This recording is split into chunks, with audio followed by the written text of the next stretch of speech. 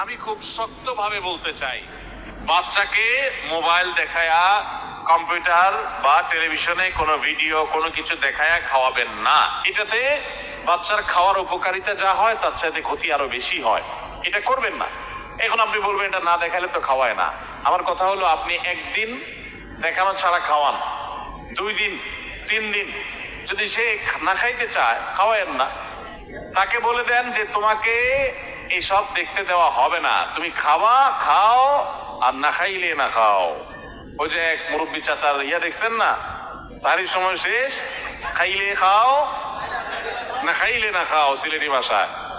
বাচ্চা দেখবেন একদিন খাবে না, দ্বিতীয় দিন খাবে না, তৃতীয় দিন খাবে না।